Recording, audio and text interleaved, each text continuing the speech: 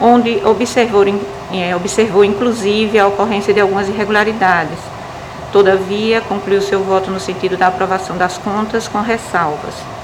Considerando que o gestor responsável pelo exercício financeiro de 2005, o senhor Paulo Roberto Pereira de Araújo, não foi citado com o objetivo de obter uma melhor investigação quanto aos pontos de controle, tendo em vista se tratar de prestação de contas muito antiga, exercício 2005, razão pela qual entendeu não ser razoável determinar a reabertura da fase instrutória, pois isto afrontaria as garantias constitucionais da duração razoável do processo, da ampla defesa e do contraditório. Analisando os autos do processo em epígrafe, observamos que a prestação de contas em análise, referente ao exercício financeiro de 2005, foi analisada pela Diretoria da Fiscalização da Administração Financeira e Orçamentária Municipal, a DEFAFON, a qual formalizou o relatório número 058-2017, as folhas 375 a 385, opinando pela aprovação das contas de governo com ressalvas. Verificamos que a Lei número 001/2005, Lei Orçamentária Anual, a LOA, em seu artigo 4º, autorizou o município a abrir crédito suplementar em até 100% do total das despesas fixadas, ou seja, além dos limites previstos na norma de regência. Observamos que, de fato, foi aberto crédito suplementar no valor de R$ 7.320.535,51, o que corresponde a 54,22%, 22 inteiros percentual, que, muito embora bem inferior aos 100% previsto na citada norma, ainda assim se encontra bem acima dos índices considerados aceitáveis.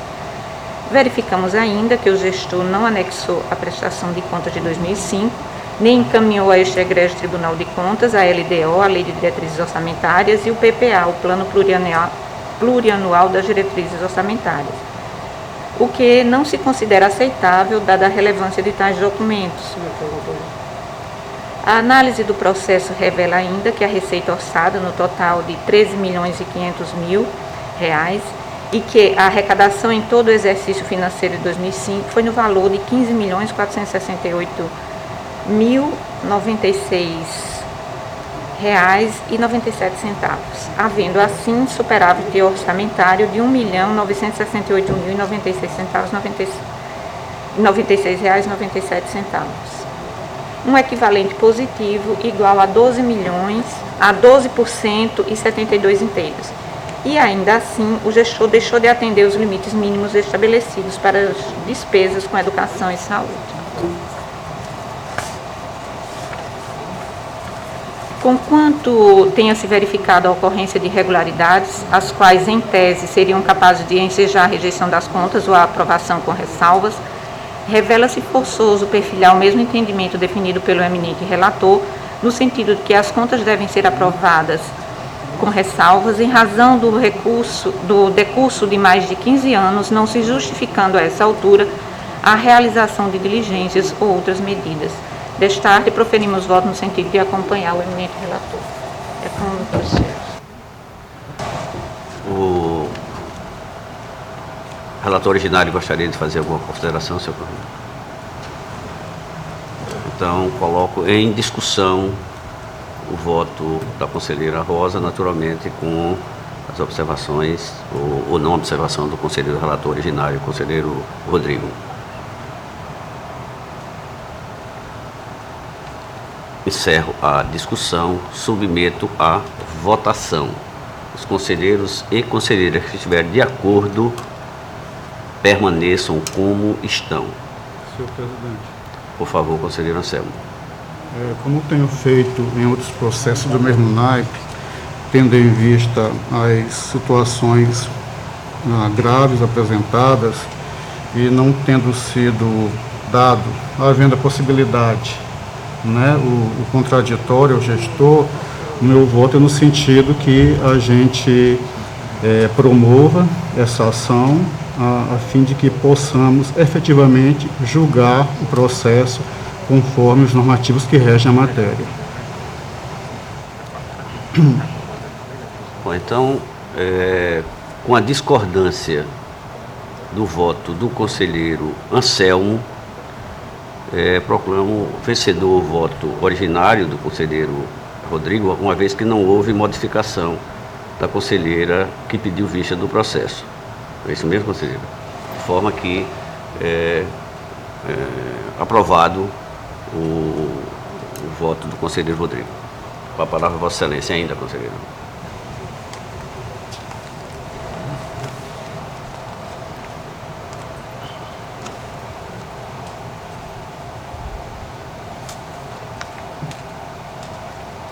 Temos ainda, presidente, o processo TC número 3083 de 2008. Trata-se de processo que tem por objeto a análise das contas de governo do município de Água Branca, no exercício financeiro de 2007.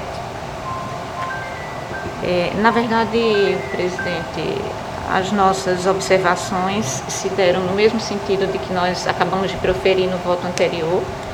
E em virtude disso, eu vou pedir à Avenida de Vossas Excelências de só no sentido de dizer que nós observamos realmente os pontos que foram levantados pelo conselheiro relator originário e que, embora tenhamos visto também o que foi levantado por ele, em princípio, nós o acompanhamos na integralidade do voto. Em discussão, o voto, então, relatado, acompanhado, naturalmente, pela conselheira Rosa, o voto originário do conselheiro Rodrigo. Em discussão.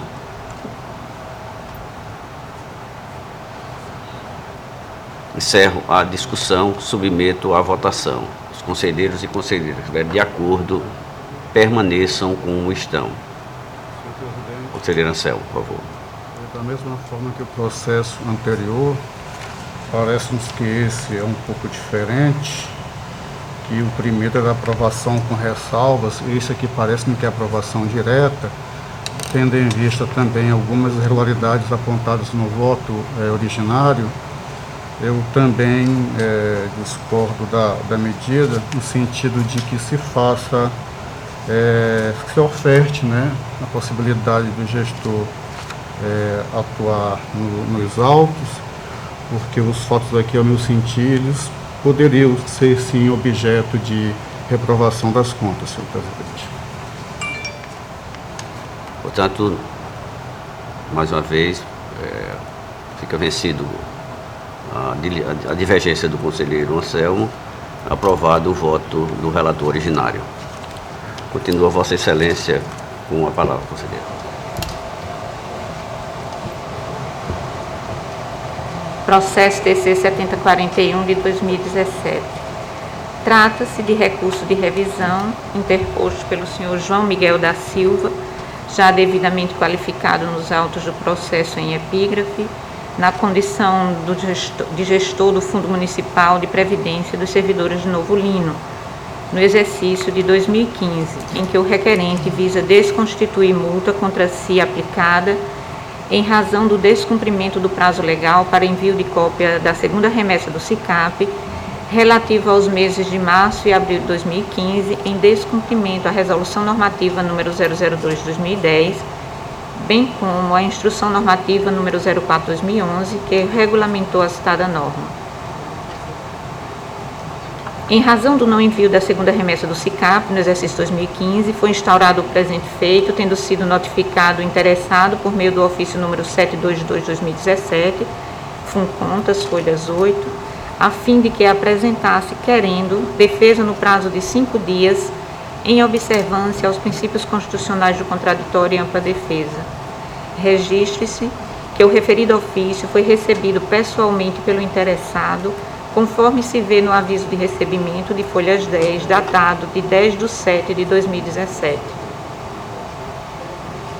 Após o transcurso em habeas do prazo para defesa, o feito foi levado a julgamento na sessão do dia 6 de outubro de 2017, ocasião em que o plenário desta Corte de Contas proferiu o acórdão número 1657/2017, publicado na mesma data, em que foi aprovado por unanimidade dos presentes o voto do eminente relator, conselheiro Otávio Lessa de Geraldo Santos, no sentido da aplicação de multa de 100 UPFAUs equivalente, à época, à importância de R$ 2.429, com fundamento nas disposições constantes dos artigos 45 e 48, inciso 2º da Lei nº 5.604 de 94, Lei Orgânica do Tribunal, combinado com os artigos 203, 206 e 207, inciso 2º do Regimento Interno desta Corte de Contas.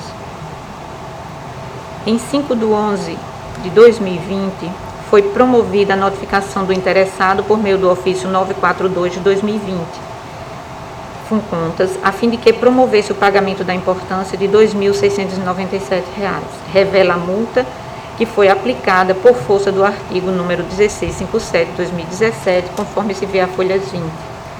Porque inconformado, o interessado apresentou em 10 de novembro de 2020 recurso de revisão, por meio do qual alegou, em resumo, o seguinte: a. Que o processo ficou sem qualquer movimentação por mais de 3 anos, razão pela qual teria incidido a prescrição nos termos das disposições constantes da Lei número 9873 de 99, em observância à súmula 01 de 2019 desta Corte de Contas.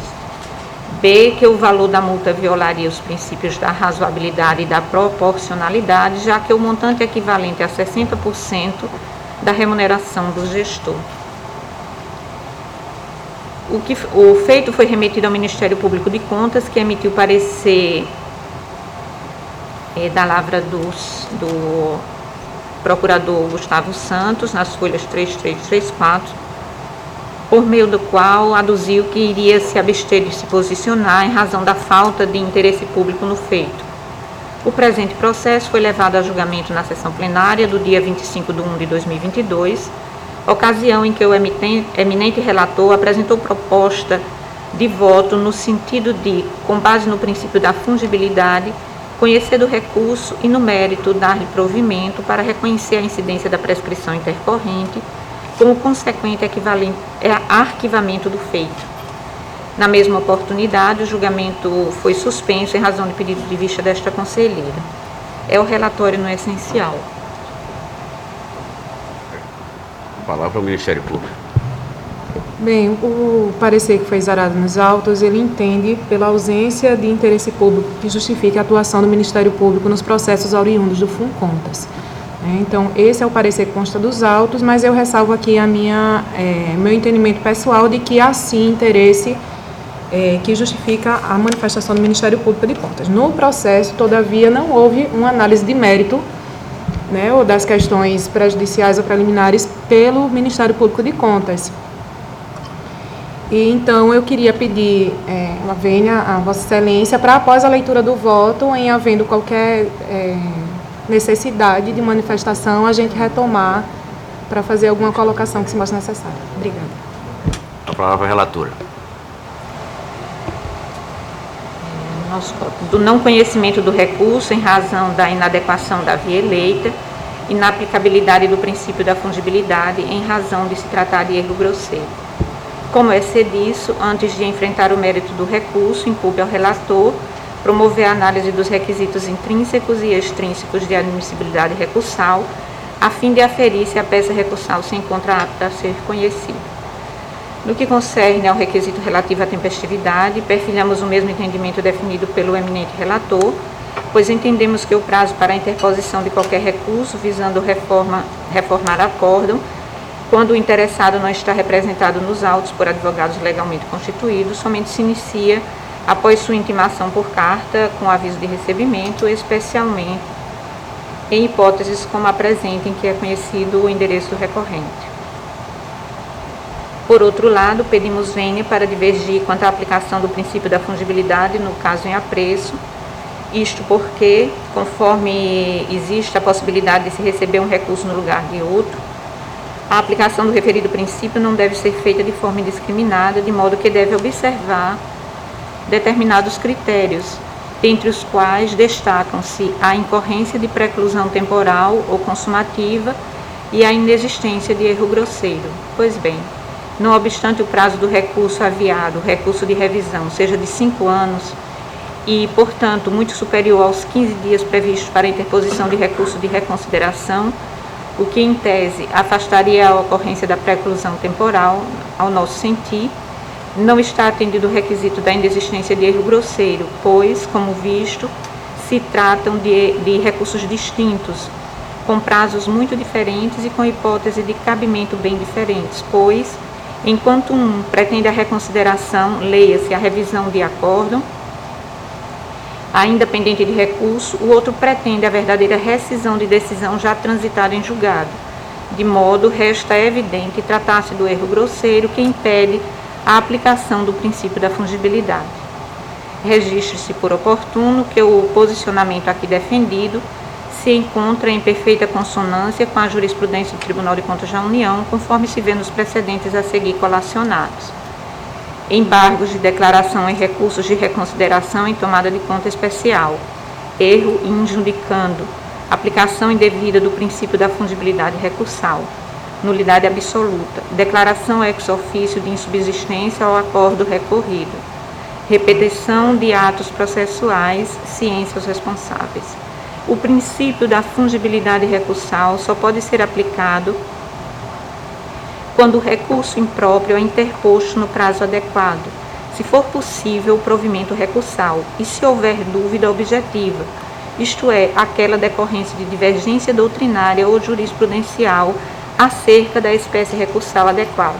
TCU, tomada de contas especial, processo 41, 45, 257, relator a Haroldo Cedraz, a data do julgamento, 30/8/2017, plenário. Tomada de contas especial, pagamento por serviço não realizado, recebimento de recurso de revisão como reconsideração, embargos de declaração, conhecimento, correção de premissa equivocada, provimento, análise da peça recursal como recurso de revisão, não atendimento aos requisitos aplicáveis a espécies, não conhecimento. TCU, processo 1595-520-098, relator Benjamin Zimler, data do julgamento, 14/3/2018. Destarte, renovamos nossas vênias, ao tempo em que apresentamos voto divergente, no sentido de não aplicar o princípio da fungibilidade, em razão da verificação de erro grosseiro, bem como de não conhecer o recurso, em razão da inadequação da via eleita. Considerando a possibilidade de o colegiado entender por acolher a tese sustentada pelo eminente relator, ou seja, pela aplicação do princípio da fungibilidade, bem como diante da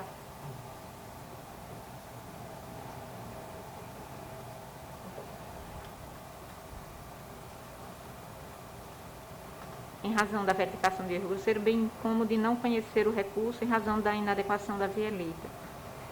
Considerando a possibilidade do colegiado entender por acolher a tese sustentada pelo eminente relator, ou seja, pela aplicação do princípio da fungibilidade, bem como diante da possibilidade de conhecimento ex officio, da prescrição que é a matéria central do recurso, passamos a nos posicionar acerca da referida questão prejudicial de méritos, pedindo a Vossa Excelência, senhor presidente, que submeta ao plenário a questão prejudicial por nós levantada.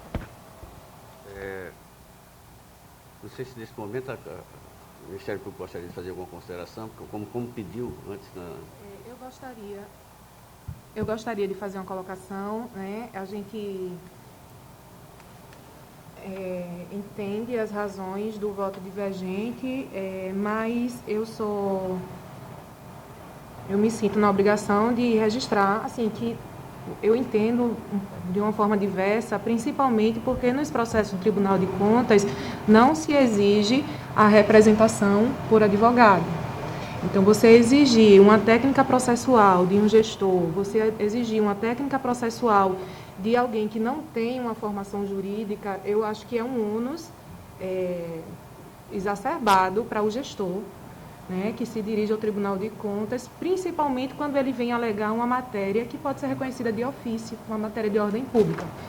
Então, com todo respeito à posição da conselheira, que traz o voto divergente, eu me posiciono em sentido contrário, da mesma forma como fez o conselheiro relator, pela aplicação do princípio da fungibilidade no caso, pelas razões que eu já levantei, E registro, inclusive, que em outro processo pautado para hoje, o 17.101/2011, o parecer do Ministério Público de Contas é justamente nesse sentido, de conhecer como recurso de revisão um pedido de reconsideração, justamente com base no princípio da fungibilidade, são hipóteses bem parecidas. Então, queria só fazer esse registro, entendendo, inclusive, por não impor um ônus exacerbado ao gestor, a quem não se obriga uma representação por advogado. Antes, porém, quem é o relator originário, conselheira, por favor? Sou eu, presidente. Presidente, sou eu. Bom, então, neste caso, eu vou conceder a palavra ao relator originário para que ele faça... Por favor. Senhor presidente, senhora conselheira relatora, revisora, né? Sempre brilhante, né? Traz argumentos fortes, né? Entretanto, eu peço vênia, Vossa Excelência, não sou, inclusive, nada de questão de segurar a posição, não. É porque realmente eu tenho essa convicção. Qual é a convicção? Em que o recurso de revisão, ele cabe com questões que não foram também levantadas anteriormente. Então, a prescrição, ao tempo que foi sancionado, não existia esse reconhecimento aqui no tribunal. E o recurso de revisão se presta para isso. E também a prescrição, como disse a eminente procuradora, ela é uma questão de ordem pública e pode ser reconhecida a qualquer tempo, né?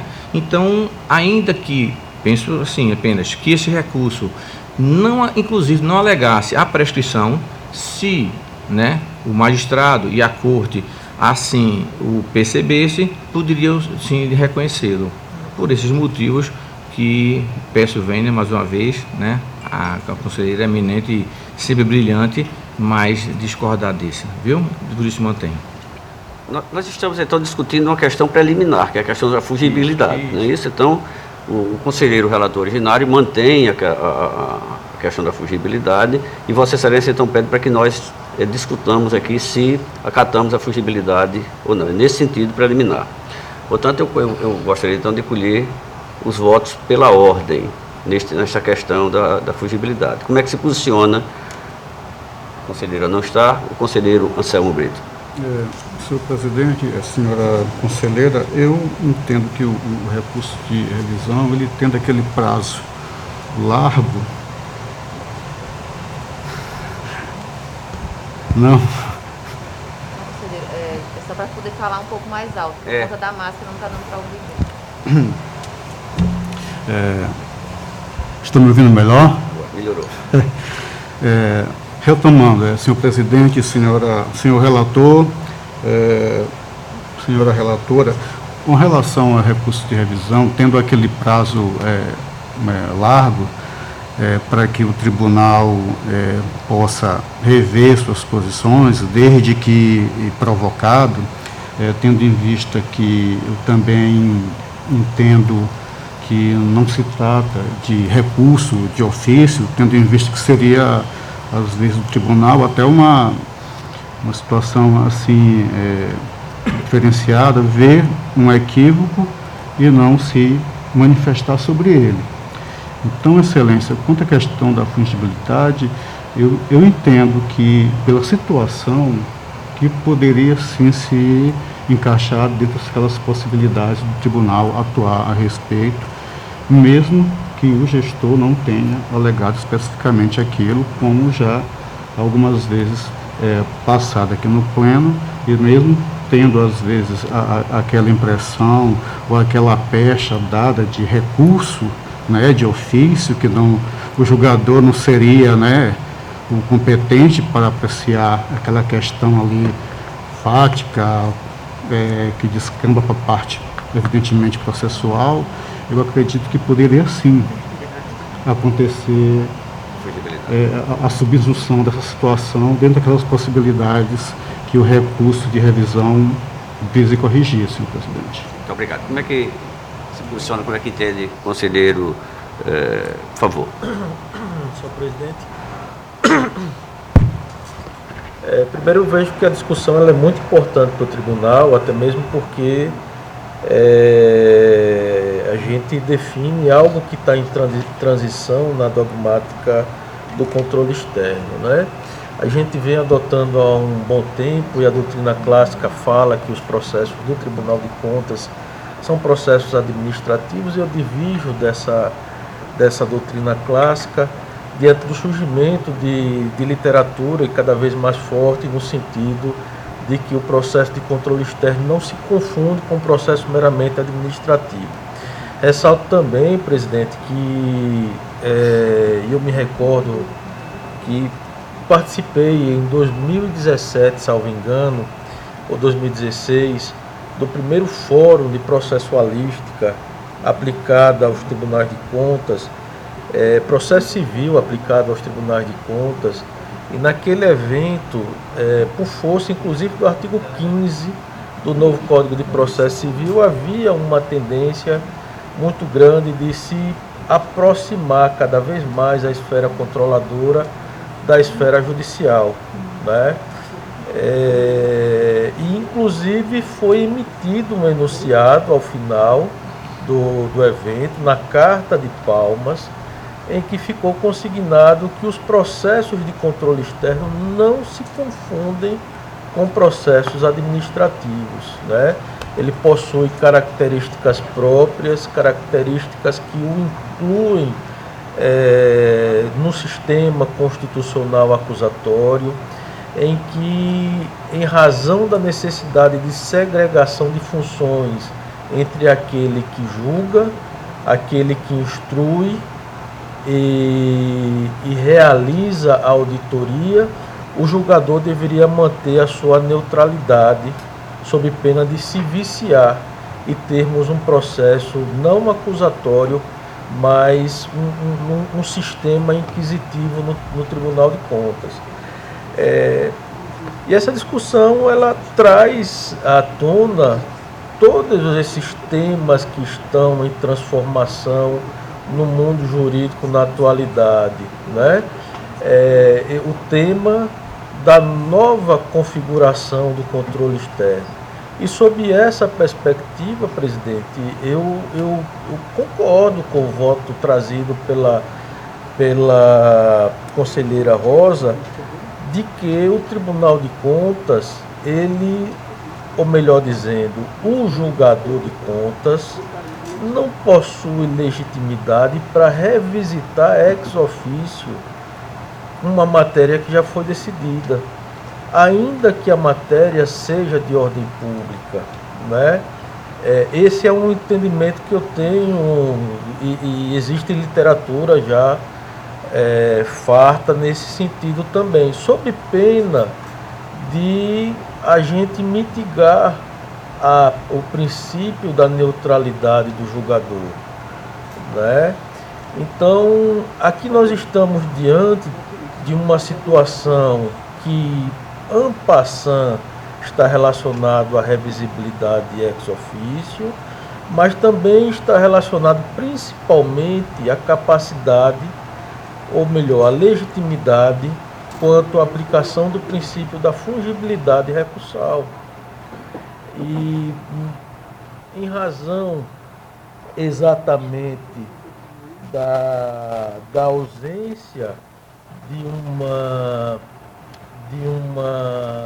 um acompanhamento obrigatório por um advogado, por uma parte técnica, nós vínhamos aplicando o princípio, ainda que de uma forma moderada, né, o princípio da fungibilidade. Mas eu lembro aqui no tribunal que já houve aplicação do princípio da fungibilidade para receber um parecer do Ministério Público de Contas como recurso em um processo da primeira ou da segunda Câmara, né?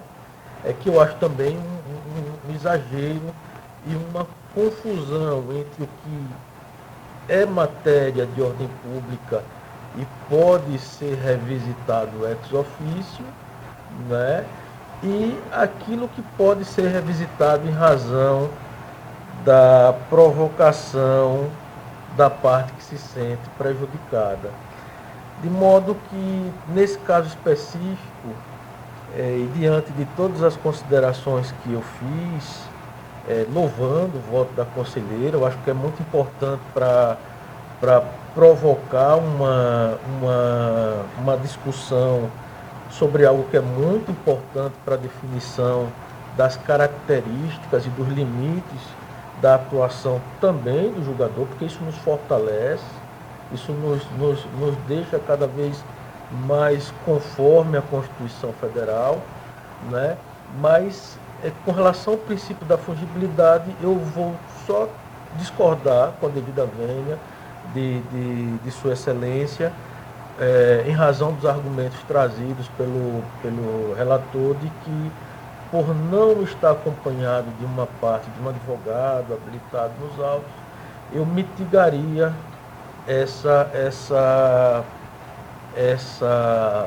todas essas exigências que a gente faz quando a parte se encontra acompanhada obrigatoriamente de um advogado. Então, eu com todo respeito, vou pedir vênia, reconheço a importância da discussão, eu acho que é muito importante para o tribunal, é construtiva, não é destrutiva, né? É uma discussão construtiva.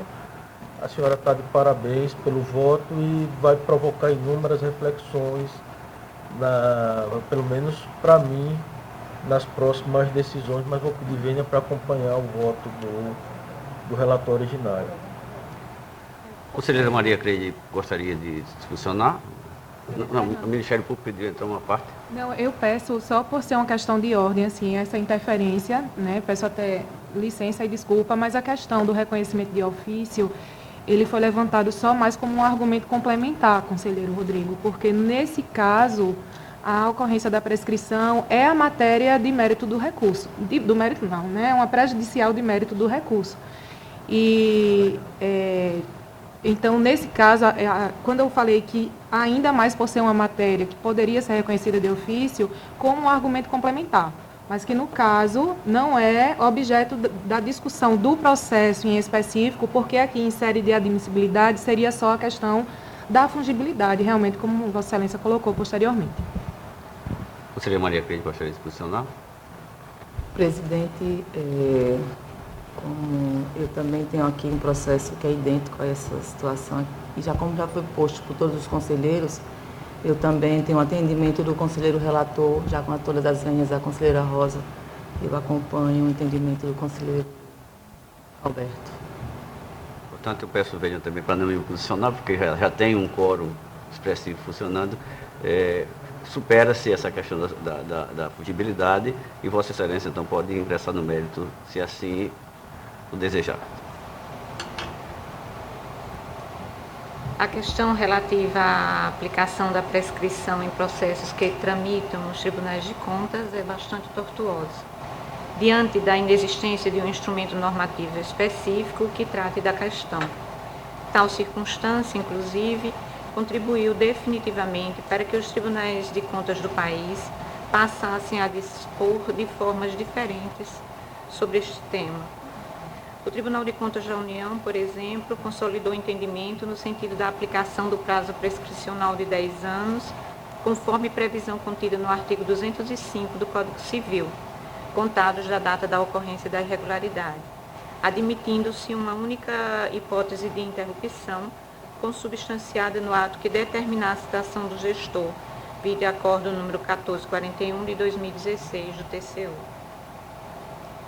Registre-se por oportuno que, diferentemente do entendimento firmado por este Tribunal de Contas, por meio da súmula 01/2019, o Tribunal de Contas da União entende que os prazos prescricionais previstos na Lei 9873 de 99 não se aplicam aos processos de controle externo, uma vez que a atividade de controle exercida pelo TCU não se enquadra como exercício do poder de polícia do Estado, conforme se vê nos precedentes a seguir relacionados.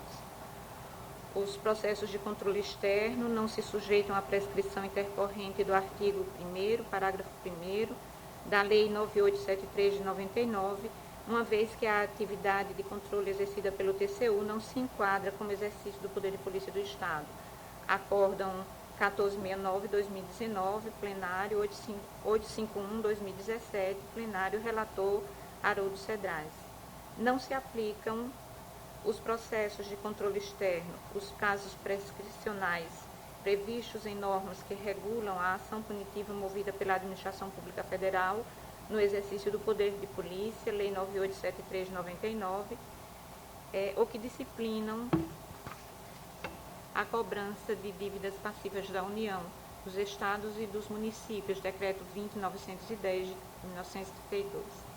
Com relação à cobrança de débito, são imprescritíveis as ações de ressarcimento em favor do erário. Acórdão 825/2014, segunda Câmara, relator José Jorge.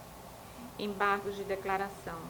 Decisão proferida nos autos de prestação de contas, razões recursais insuficientes para alterar o acórdão atacado. Rediscussão de mérito de questões assentadas por esta Corte, inadequabilidade da via recursal eleita, conhecimento dos declaratórios, não provimento.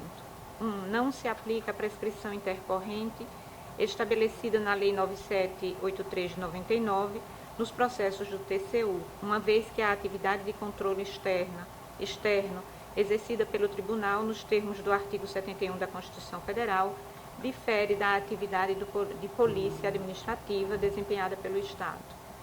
2. A discussão de questão de mérito não deve ocorrer por meio da espécie recursal dos embargos de declaração para a pretensão de reformar acórdão, porquanto os embargos não se prestam à alteração do mérito das decisões atacadas, haja vista que tem por finalidade aclarar ou corrigir os defeitos da deliberação recorrida. 3. O responsável e resignado com o teor da deliberação prolatada deve se valer das vias recursais adequadas para provocar a reapreciação da matéria por esta Corte de Contas. 4. Nega-se provimento dos declaratórios opostos em face de julgado desta Corte, ante a ausência de omissão, obscuridade e contradição. TCU, processo 88971 de 99, relator Marcos Benquerê, a data do julgamento 16/11/2016, segunda Câmara. As disposições do artigo 206, prazo de prescrição, parágrafo 5º da Lei 10.406 de 2002, o Código Civil, e da Lei 9873 de 99, prescrição para o exercício da ação punitiva pela Administração Pública Federal, não são aplicáveis ao processo de controle externo desenvolvido pelo TCU. Acórdão 3242, 2015, primeira Câmara, relator Benjamin Zimler. Contudo, é mister salientar que, em razão da independência dos Estados e municípios em relação à União, não há obrigatoriedade de os tribunais de contas dos Estados e municípios seguirem os entendimentos firmados pelo Tribunal de Contas da União, razão pela qual a matéria em questão vem sendo tratada de forma bem diferente nos entes da Federação. O Tribunal de Contas do Estado de Minas Gerais tratou da matéria por meio da Lei Complementar número 102 de 2008, Regimento Interno do Tribunal de Contas de Minas, que em seu artigo 110-E prevê unicamente a ocorrência de prescrição da pretensão punitiva no prazo de 5 anos, com previsão da ocorrência de interrupção de prescrição em 2 momentos, sendo a primeira hipótese a ocorrência de um dos fatos previstos nos incisos 1º a 6º do artigo 110-C e a segunda quando for proferida a primeira decisão de mérito recorrível. O Tribunal de Contas do Paraná, por sua vez, também aplica a prescrição da pretensão punitiva no prazo de 5 anos, desta feita com base no regulamento número 26, a seguir transcrito. Pré-julgado número 26, possibilidade de reconhecimento de ofício da prescrição das multas e das demais sanções pessoais, aplicando-se analogicamente às normas de direito público que tratam do tema, que estabelecem o prazo prescricional de 5 anos, contado a partir da data da prática do ato irregular, ou no caso de infração permanente ou continuada, do dia em que tiver cessado. Em relação às causas de interrupção, de suspensão da contagem e de aplicação da prescrição intercorrente, em conformidade com o Código de Processo Civil, de aplicação subsidiária ao processo do Tribunal de Contas, o entendimento deverá ser fixado no sentido de que a prescrição sancionatória, interrompida com o despacho que ordenar a citação, reiniciará somente a partir do trânsito em julgado do processo, não tendo aplicabilidade antes disso, as hipóteses de suspensão e de prescrição intercorrente, cabendo ao relator assegurar a razoável duração do processo. Observe-se que, nos 2 tribunais acima mencionados, aplica-se a prescrição da pretensão punitiva após o prazo de 5 anos e não há previsão para aplicação de pretensão intercorrente. Firmadas estas premissas, há de se dizer que este Tribunal de Contas do Estado de Alagoas, à luz da jurisprudência do STF, no MS 35415 do Distrito Federal e MS 32201 do Distrito Federal, disciplinou a matéria por meio do pré-julgado número 01/2019, segundo o qual o exercício da função sancionatória pelo Tribunal de Contas sujeita-se à prescrição, aplicando-se, nesses casos, por analogia, à Lei 9873, de 23 de novembro de 99.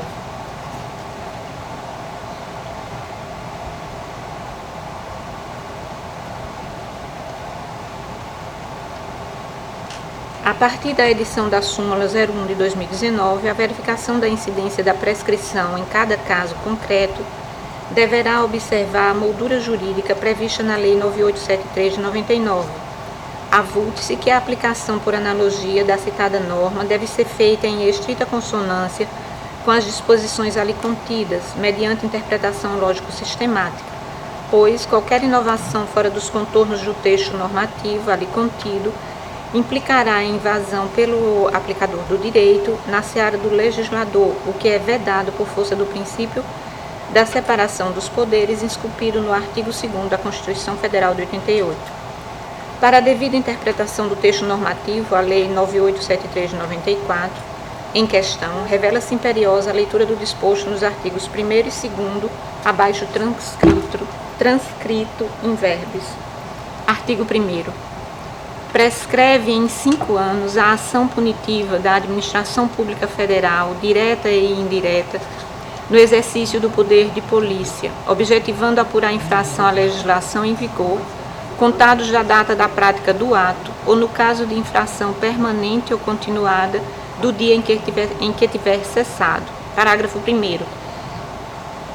Incide a prescrição no procedimento administrativo paralisado por mais de 3 anos, pendente de julgamento ou despacho, cujos autos serão arquivados de ofício ou mediante requerimento da parte interessada, sem prejuízo da apuração da responsabilidade funcional decorrente da paralisação, se for o caso. Artigo 2º. Interrompe-se a prescrição da ação punitiva, inciso 3º, pela decisão condenatória recorrível. Segundo o escolho do professor Arruda Alvim, em aspas, a prescrição intercorrente é aquela relacionada com o desaparecimento da proteção ativa no curso do processo ao possível direito material postulado, expressado na pretensão deduzida, quer dizer, é aquela que se verifica pela inércia continuada e ininterrupta no curso do processo por segmento temporal superior àquele em que ocorre a prescrição em dada hipótese. A professora Elodir Nassar, após se debruçar sobre as disposições contidas na Lei 9873 de 99, elucida a decretação da prescrição intercorrente, demandando a verificação concomitante dos seguintes elementos. A. Início do procedimento administrativo pela citação válida do indiciado ou acusado. B. A paralisação do feito por mais de 3 anos. C. Inocorrência de ato inequívoco que importa na apuração do fato. E, esse especificamente, a ausência do julgamento ou despacho. Firmadas essas premissas, diante da interpretação lógico-sistemática da Lei 9873 de 99, conclui-se com clareza meridiana que só é cabível falar em prescrição intercorrente até o julgamento do processo administrativo que, no caso do Tribunal de Contas, corresponde à prolação do acórdão número 1657/2017, que reconheceu a infração e impôs o pagamento de multa, tendo em vista que, como visto acima, a ausência de julgamento ou decisão de mérito é requisito para a incidência da prescrição intercorrente. Note-se que nada foi dito nesse sentido quando o legislador tratou da prescrição da pretensão punitiva, cujo prazo é de 5 anos. Note-se outro sim, que no artigo 2º, inciso 3º, da previsão expressa no sentido de que a prescrição da pretensão punitiva será interrompida pela decisão condenatória recorrível, ou seja, que a prescrição da pretensão punitiva torna a ser contada do início a partir do julgamento e independentemente do trânsito em julgado. Observe-se que no parágrafo 1º do artigo 1º, que trata exclusivamente da prescrição intercorrente, consta expressamente que esta ocorrerá quando o processo administrativo permanecer paralisado por mais de 3 anos, pendente de julgamento ou decisão.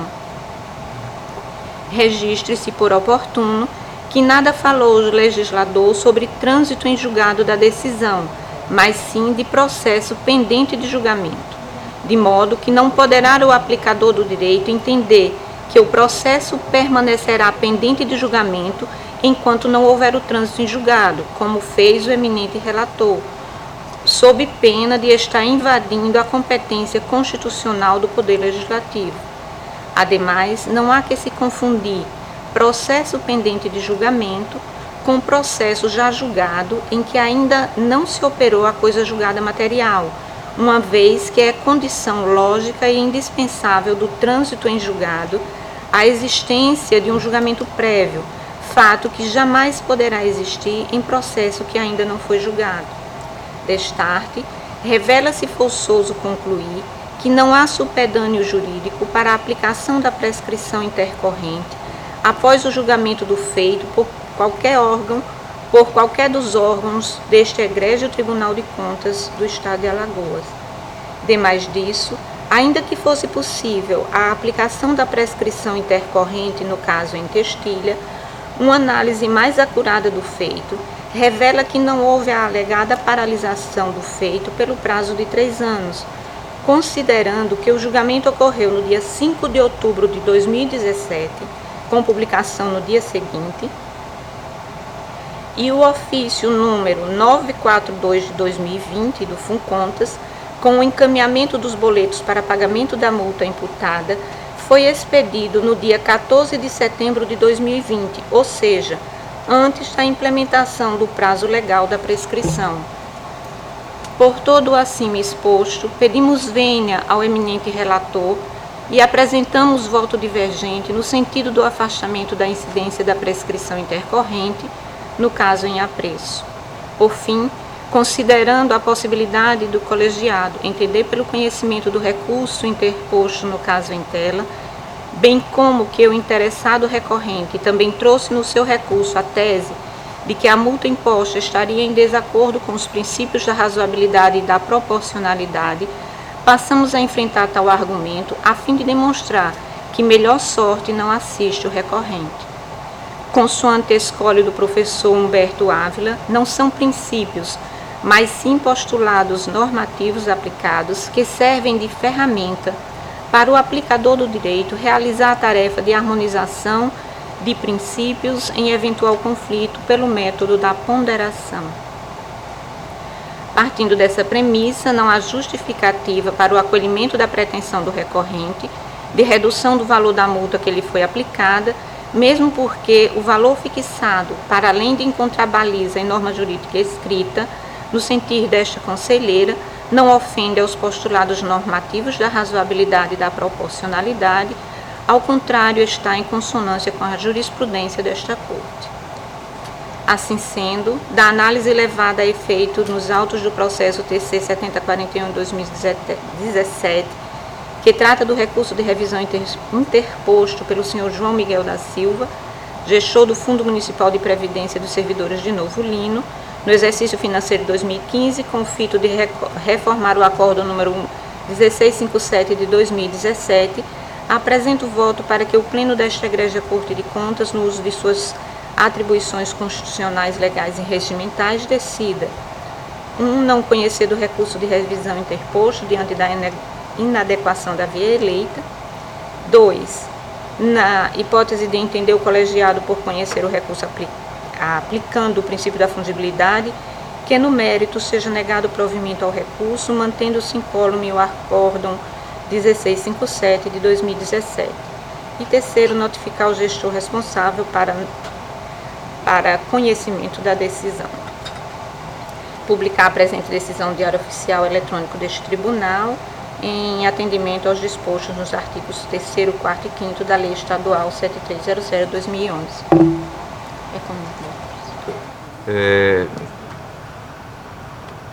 Questão de ordem? Questão de ordem, eu passo a palavra para o Ministério Público. Eu queria fazer uma breve colocação também diante do posicionamento da conselheira Rosa, né, no sentido do momento em que possível o reconhecimento da prescrição intercorrente. Se nós partirmos para a literalidade do parágrafo 1º do artigo 1º da Lei 9873, nós temos a seguinte previsão: incide a prescrição no procedimento administrativo paralisado por mais de 3 anos, pendente de julgamento ou despacho, certo? Então, na primeira parte do dispositivo, nós temos a determinação do momento em que pode ser reconhecida a prescrição intercorrente, dentro do procedimento administrativo. O procedimento administrativo ele não se encerra com uma decisão recorrível. A partir do momento que existe no procedimento uma decisão recorrível, ela não encerra o procedimento. Ela é uma fase, e vindo a partir daí a notificação do gestor para que apresente recurso ou que deixe transcorrer o prazo recursal e aí sim ocorre o trânsito julgado. Então, a finalização do procedimento dá-se com o trânsito em julgado da decisão. Partindo para o segundo requisito, ele coloca procedimento paralisado por mais de 3 anos, pendente de julgamento e despacho. Além de determinar o prazo, para a ocorrência da prescrição intercorrente, ele determina os fatos que poderiam interromper esse curso da prescrição intercorrente, julgamento ou despacho. E o entendimento de Vossa Excelência estaria considerando julgamento ou decisão.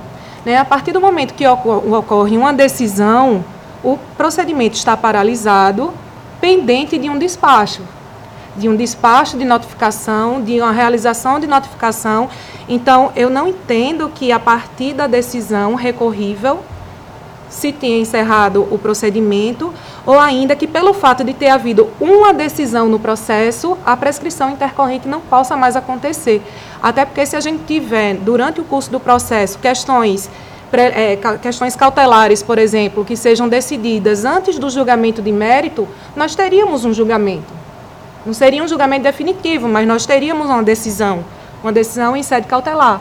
E isso não faria se extinguir a possibilidade de reconhecimento de uma prescrição intercorrente a partir daquela decisão para frente. Então, quando o parágrafo 1º fala de procedimento administrativo paralisado por mais de 3 anos, pendente de julgamento ou despacho, ele quer combater o quê? Quer combater a inércia injustificada do tribunal, no caso, da administração. E se nós permitirmos que após uma decisão de mérito, o gestor possa passar 4, 5 anos para vir a ser notificado dessa decisão, o intuito do legislador de combater a inércia injustificada, ele não vai ser alcançado. O procedimento ainda estará em curso e a gente não vai ter essa possibilidade de reconhecer essa inércia injustificada e reconhecer a prescrição intercorrente.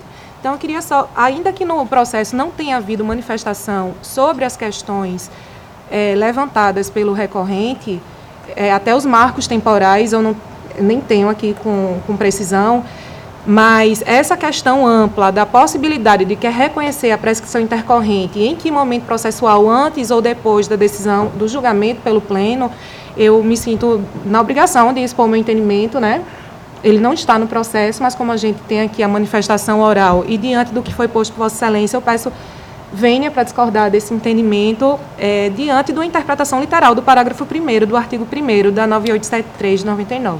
Obrigada. Para você colocar sobre discussão, eu gostaria de saber do relator originário se gostaria de fazer alguma consideração. Volta então para a relatora.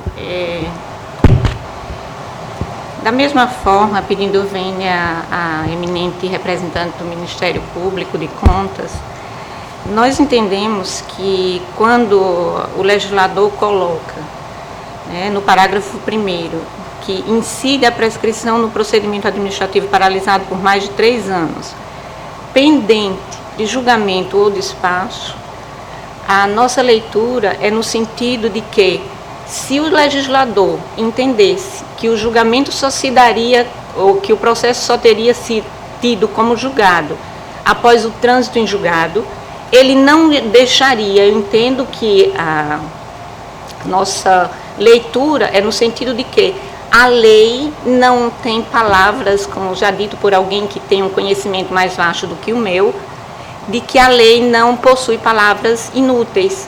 Então, se entendemos nós que o legislador entendesse que o julgamento o ponto para se contar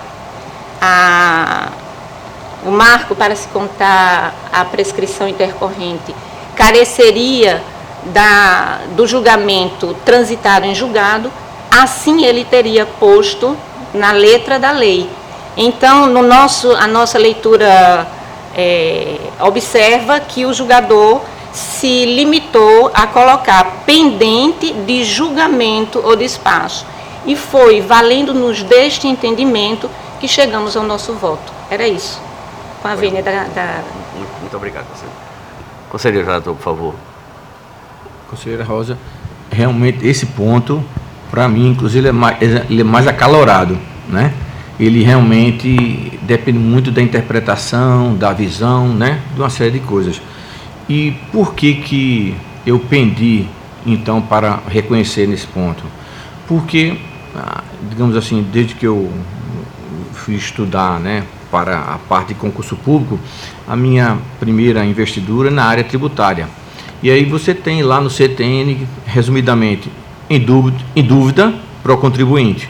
Mas você vê também no direito penal algo parecido, algo semelhante, né? E por aí vai. Então, por isso que eu me inclinei por essa tese, né? Porque seria, digamos, pró-jurisdicionado, como é que nós chamamos. Agora, eu não posso deixar de reconhecer o meu erro na contagem. Quando a senhora mostrou que o lapso temporal não ultrapassa os 3 anos, aí não há do que se falar nada. Eu peço até vênia pelo meu erro na contagem, senão nem estaria aqui dando esse trabalho todo, viu? Obrigado. Bom, então, encerra a discussão. Vossa Excelência, então, modifica o seu entendimento ou permanece com a prescrição ou não? Veja, é diferente. Eu mantenho. Você falou de algo objetivo. Eu mantenho a tese do reconhecimento da prescrição pós-julgamento, certo? É coincidindo. Entretanto, no caso concreto, reconheço que não pode incidir essa prescrição porque não ultrapassou os 3 anos após o julgamento, visto pela relatora revisora. Entende? Bom, aí é uma questão objetiva também de prazo. Então, Vossa Excelência... Não é?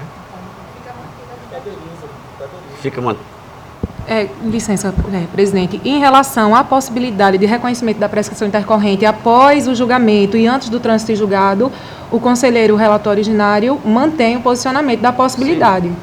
Mas me parece que os marcos temporais é que ele se equivocou. Então se não atingiu o prazo prescricional, não há prescrição. Sim. Não é verdade? Isso. A questão é se o tribunal vai firmar o posicionamento sobre o momento em que possível reconhecer a prescrição intercorrente. Isso. Aí nós estaríamos fazendo 2 julgamentos, né, nesse momento.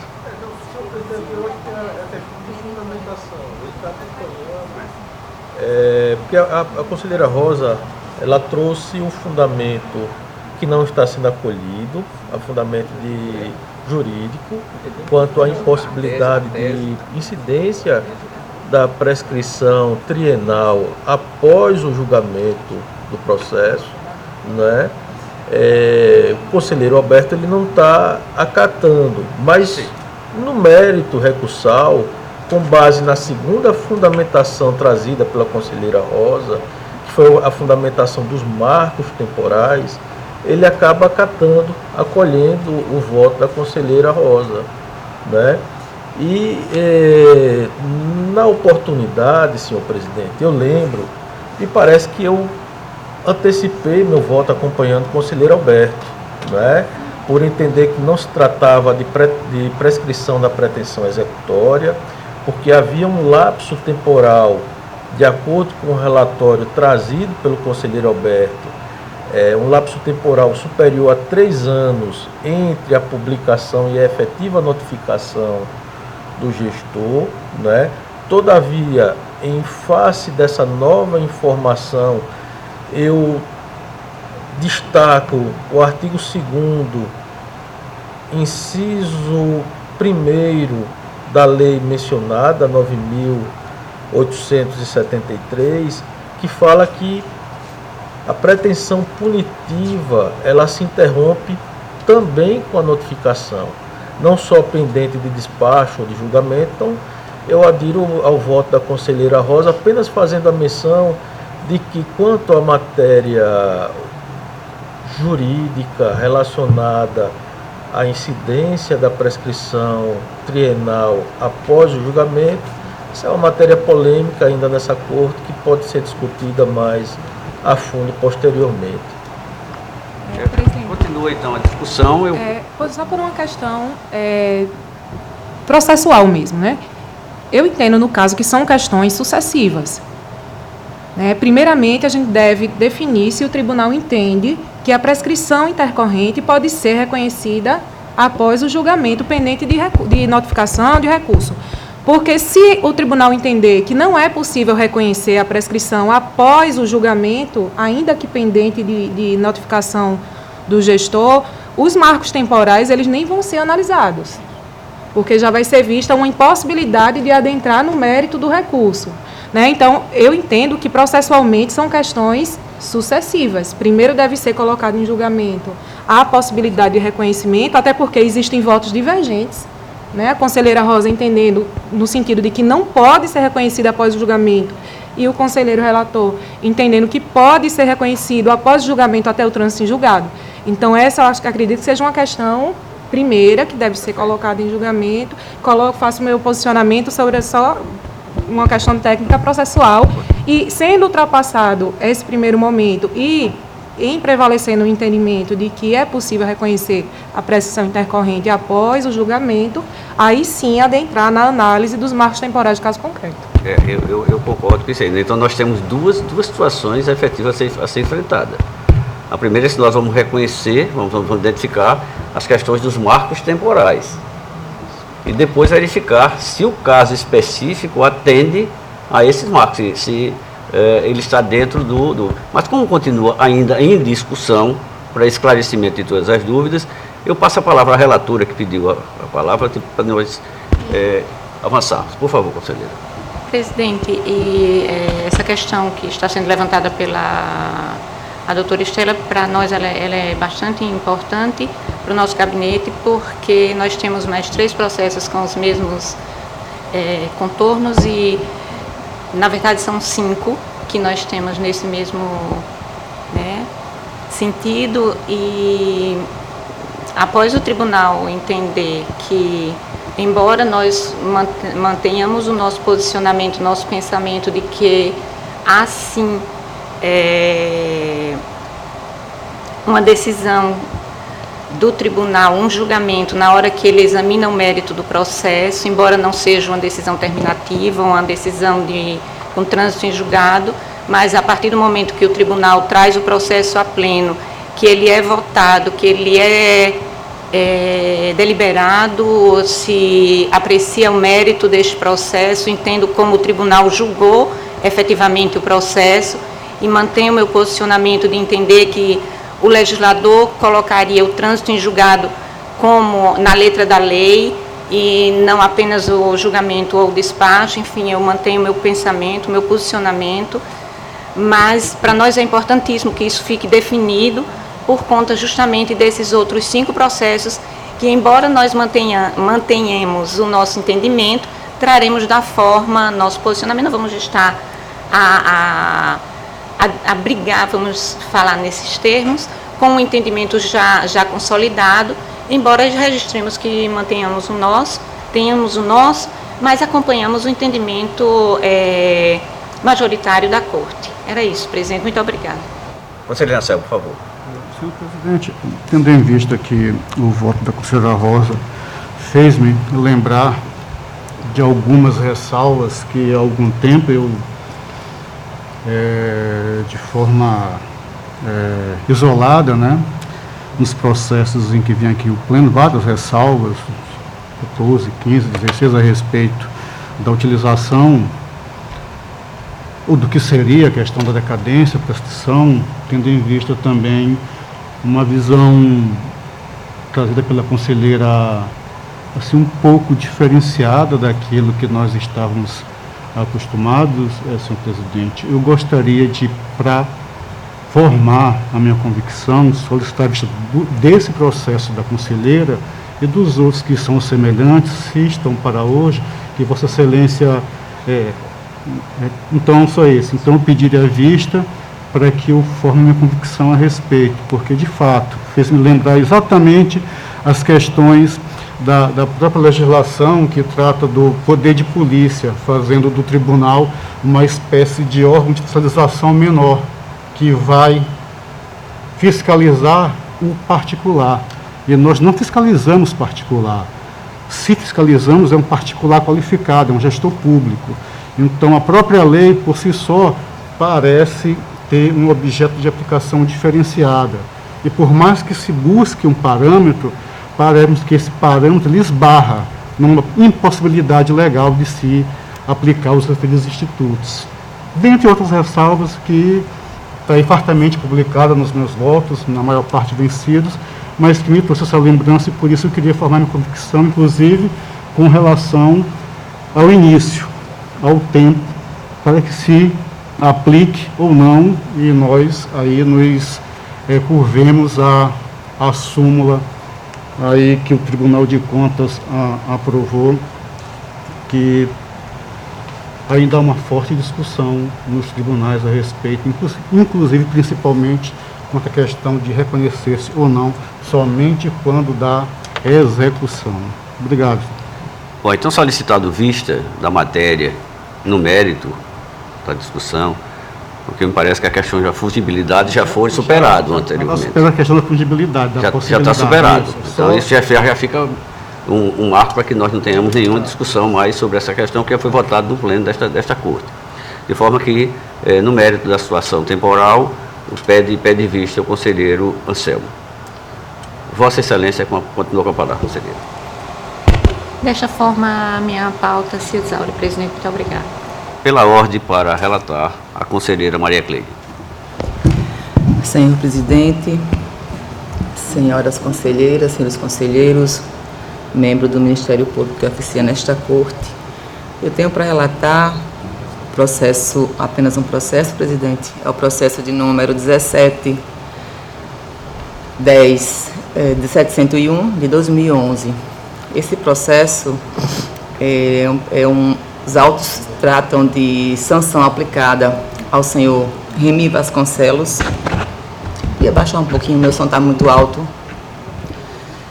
Ao senhor Remy Vasconcelos Calheiros, prefeito à época do município de Murici, conforme devidamente identificado no presente epígrafe, pelo descumprimento da legislação vigente, em especial a Resolução Normativa 2 de 2003, referente ao envio fora do prazo do balancete de assistência social do mês de janeiro de 2010, que culminou na aplicação de multa referente ao Acórdão 870 de 2016, aprovado pelo Pleno desta Casa, na sessão realizada no dia 6 de setembro de 2016.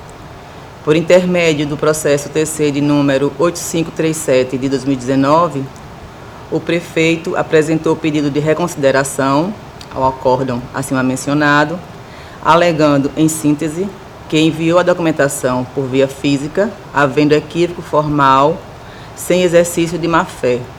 Aduziu, por fim, a ocorrência da prescrição intercorrente.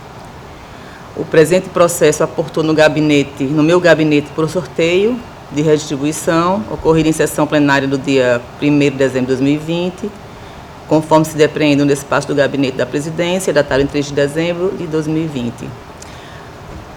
Objetivando a devida instrução processual e atendimento ao normativo legal vigente, em especial ao regimento interno desta Casa, os autos foram encaminhados ao Ministério Público de Contas deste tribunal para análise e emissão de parecer sobre a matéria, que se manifestou por intermédio do parecer 3212 de 2019. Esse é o breve relatório, presidente.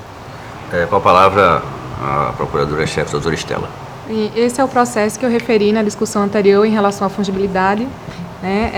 Foi interposto um pedido de reconsideração pelo gestor, mas nós entendemos pelo conhecimento do apelo como recurso de revisão, estando presentes os requisitos.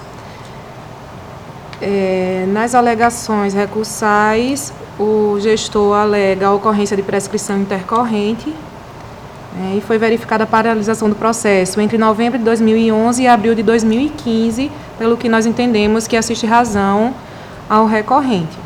Conforme dispõe o parágrafo único do artigo 55 da Lei Orgânica, a decisão que der provimento ao recurso de revisão ensejará a correção de todo e qualquer erro ou engano apurado, o que, no caso, reclama a desconstituição da decisão sancionatória originada em procedimento atingido pela prescrição intercorrente. Então, no caso, nós opinamos pelo conhecimento do apelo como recurso de revisão e pelo provimento em razão da prescrição intercorrente anteriormente ao julgamento pela Corte. A palavra à conselheira Maria Cleide.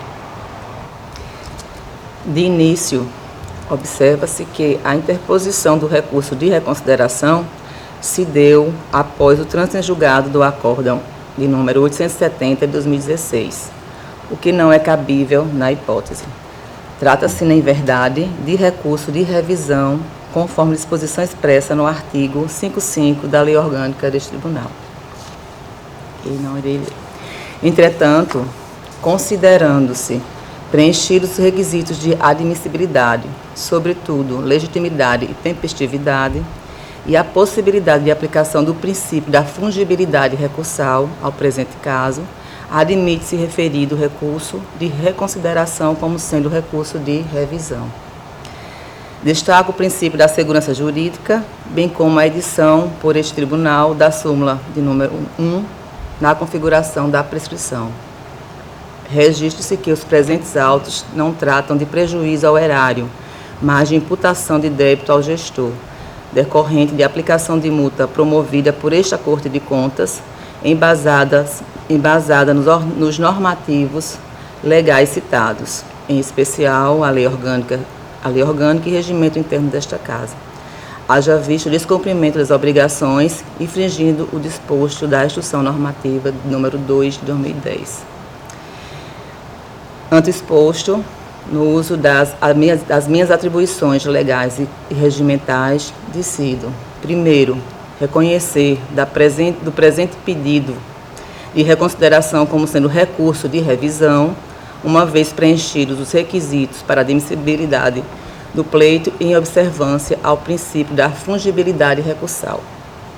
2. Dar provimento ao recurso de revisão, reconhecendo-lhe a incidência da prescrição da pretensão punitiva para fins de desconstituir a decisão sancionatória nela proferida. 3. Declarar a nulidade no acórdão de número 870 de 2016, que aplicou multa ao senhor Remy Vasconcelos Calheiros, prefeito à época do município de Murici, uma vez que da data da autuação do presente procedimento administrativo, que foi na data de 28 de novembro de 2011, até a data do despacho de impulsionamento, 24 de abril de 2015, transcorreram mais de 3 anos, ocorrendo, em caso, a prescrição intercorrente, ao passo que afasta a pretensão punitiva deste Tribunal de Contas, nos termos da súmula primeira, deste Tribunal de Contas. Dar ciência da presente decisão ao gestor acima mencionado, dar publicidade ao presente acórdão do Diário Oficial Eletrônico do Tribunal de Contas do Estado de Alagoas na forma e para fins de direito, e, consequentemente, o arquivamento do feito. É assim como voto, senhores conselheiros e senhor presidente. Em discussão para o processo, para discutir, o conselheiro Anselmo. Senhora relatora, a senhora gostaria de me informar a data do trânsito em julgado dessa decisão? Do trânsito em julgado? Sim. Dá uma olhada aqui, conselheiro. A última decisão. Ô, Perrone, por gentileza. Eu acho que está no voto de Vossa Excelência. Esse prazo aqui. O acórdão foi de 2016. É um recurso de revisão, aqui o Conselheiro. processo de 2011, né? O acórdão 2016. O acórdão foi de 2016. Isso. 2016, mas a ocorrência do prazo foi contada a partir de dia 28 de novembro de 2011 e a dia 24 de abril de 2015. Então o trânsito se deu em 2015. 4 anos já, né? A decisão foi 2016, não foi isso? 2016. Os marcos O temporais. acórdão foi em 2016. Excelência, eu peço vista dos autos para Bom, eu me certificar. Encaminhado ao conselheiro Anselmo para dirimir as dúvidas em vista. Continua Vossa Excelência com a palavra. Senhor presidente, dessa forma esgota a minha pauta. Pela ordem, eu consulto só o conselheiro se já está apto a votar ou se prefere ficar por último. Sim. Seria eu? Vamos. Excelência, senhor presidente, senhores e senhoras conselheiras, senhores conselheiros, pelo instrumento do Ministério Público junto à Corte, que oficia neste pleno, trago, excelência, o processo inicialmente, segundo consta da publicação desse tribunal, seria o processo 15723 de 2021 de relatoria originária de Vossa Excelência, que tem apenso o processo 16209 de 2021.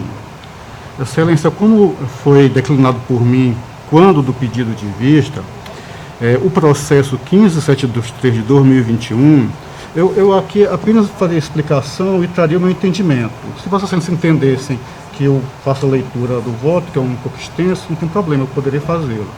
Mas, assim, em resumo, o que eu trago é uma posição unicamente a respeito do processo 16209 de 2021, que seria o processo, de fato, de sua relatoria. Entendendo que o processo 15.723 de 2021 seria da relatoria do conselheiro Alberto. Então, não haveria a possibilidade desses processos, a meu sentir, tramitarem apensos, tendo em vista que as nossas relatorias, elas não são definidas em função da matéria, mas a função em sorteio dos grupos. E a depender do período anterior a 2019 e posterior a 2019, tendo em vista aquela redistribuição por um ato presidencial, se não me falha a memória. Então, em função disso, o meu voto é nesse sentido, me manifestando apenas sobre o processo 16209, que estaria apenso. E acredito que não haveria problema. Mas, tecnicamente, o certo não era que eu pautasse o processo 15723 de 2021, mas sim o processo de Vossa Excelência. Não sei se isso vai trazer prejuízo ao julgamento a respeito. E assim, posso trazer minha manifestação, mas me referindo apenas ao processo 16209, em duas situações. A primeira é que ele seja desapensado e siga o seu curso normal com o relator originário. E o segundo, no qual, inclusive, consta o parecer ministerial, doutor Estela, está no processo 12.209 de 2021. O parecer é no 16.209. Deixa eu verificar. 16.209. Tenho que verificar aqui. Parecer 3249. Isso. Então, esse parecer, ele estaria nesse processo da relatoria do Conselho Fernando. E, aparentemente, não teria adentrado nas perguntas, aparentemente, pelo que eu vislumbrei, Excelência, nas perguntas do processo do conselheiro Alberto. Como processo, o conselheiro Alberto, ele traz os seguintes questionamentos. É possível o aumento de despesas, esse é o processo do conselheiro Alberto, é possível o aumento de despesa com o pessoal exclusivamente para contemplar os profissionais da educação básica, em efetivo exercício, como prevê o artigo 26 da Lei 14.113 de 2020, se não me falha a memória, que está cortado. É necessária a observância dos limites e controles para a criação e aumento de despesa com pessoal, especialmente previsto no ordenamento jurídico, em especial a Lei Complementar número 101 de 2000. É legal e possível que o município de Teotônio Vilela realize o pagamento do rateio das verbas referentes ao percentual de 70% de recursos do Fundeb exclusivos para o pagamento dos profissionais da educação básica, sabendo-se que o artigo 8º, 6º da Lei Complementar 173 de 2020, até 31 de dezembro desse ano, 31 de dezembro de 2021, proíbe a aplicação de vantagens ou abonos salariais. Como fica o município de Teotônio Vilela, caso não consiga atingir esse patamar de 70% do Fundeb para a educação? É legal o pagamento do famoso 14º salário aos professores da educação básica no final de 2021, mesmo com sobras na vigência da Lei Complementar 173 de 2020 e o próprio ato do Tribunal 1 de 2020, é aquele ato da Covid. Fazendo-se necessário esclarecimento no sentido de questionar a presente medida. Pagamento do 14º salário se encontra no rol taxativo de redações expressas ao chefe do Poder Executivo Municipal, em razão da pandemia causada pelo coronavírus. No segundo caso, que é o processo 1619 de 2021, o prefeito de Belo Monte faz duas perguntas. Caso sobrem recursos financeiros na conta do Fundeb, no final de 2021, relativo aos 70% da remuneração, poderá o município conceder abono, entre parênteses, rateio, para os profissionais da educação, artigo 26 da Lei 14.113 de 2020, e aqui faz uma correspondência lá ao artigo 212A11 da Constituição de 88. Caso a resposta seja favorável, deverá o município encaminhar o projeto de lei ao Poder Legislativo para a concessão deste benefício, e o Ministério Público, através do parecer, traz o seu entendimento, que é um entendimento até bem amplo, né, bem tratando da matéria quase que a esgotando por completo. Excelência, eu aqui, com relação à questão a gente podendo debater o mérito em razão do que está pautado, é o processo do conselheiro Alberto e as vistas que eu pedi foi do processo de Vossa Excelência, eu trago o meu voto no seguinte sentido, que para que o processo de consulta ele continue, há de haver realmente uma dúvida verdadeira. E no meu entendimento, até pelo texto explícito da lei, essa dúvida não existe, porque está muito claro. O artigo, deixa eu ver aqui qual é o artigo, rapidamente. Respondendo, que seria para responder a primeira pergunta do gestor do município de Belo Monte.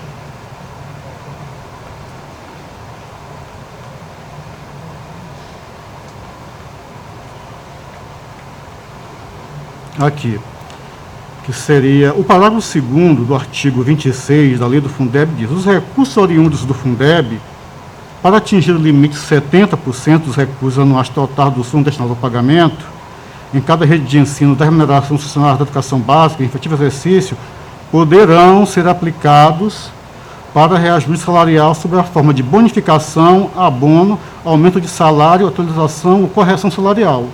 A lei já diz que pode. Não haveria dúvida na aplicação, ao meu sentir.